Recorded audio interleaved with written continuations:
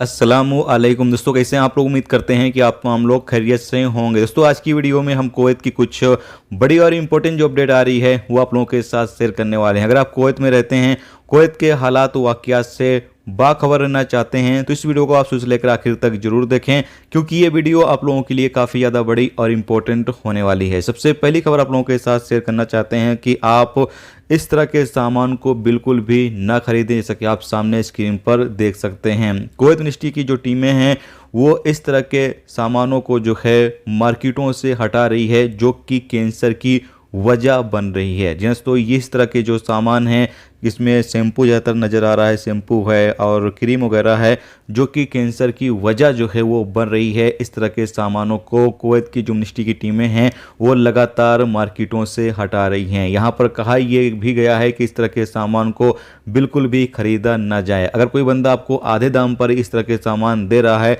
तो बिल्कुल भी आप इस तरह के सामान जो है वो ना खरीदें। जैसा कि आप सामने स्क्रीन पर इमेज जो है वो देख सकते हैं और आप नाम वगैरह भी पढ़ सकते हैं। इमेज देख के भी आप समझ सकते हैं कि कौन कौन सी चीज़ें ये होंगी।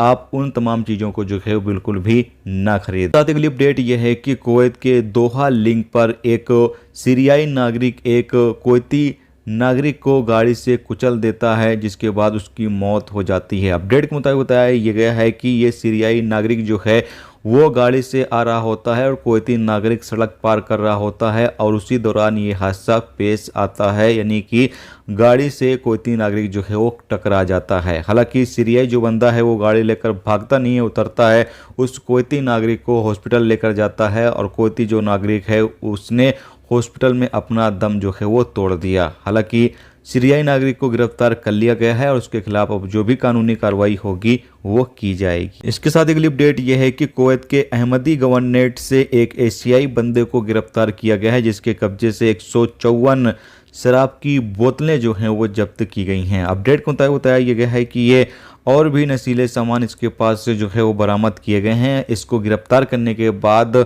आगे भेज दिया गया है, जहां पर इसके खिलाफ जो भी कानूनी कार्रवाई होगी वो की जाएगी। इसके साथ अगली अपडेट यह है कि कुवैत में 21 फिश पकड़ने वाले लोगों को गिरफ्तार करने के बाद उनको डिपोर्ट सेंटर भेज दिया गया है, जहां पर उनको कुवैत से डिपोर्ट कर दिया जाएगा। बताया गया है कि ये जो मछुआरे थे, ये जो रूल्स रेगुलेशंस हैं कुवैत के अंदर मछली पकड़ने के, उसकी खिलाफ वर्जी कर रहे थे। इसकी वजह से इनको गिरफ्तार किया गया। गिरफ्तार करने के बाद इनको डिपोर्ट सेंटर भेज दिया गया है, जहां से इनको सीधा इनके डिपोर्ट कर दिया जाएगा। दोबारा कुवैत आने पर पाबंदी भी लगा दी जाएगी।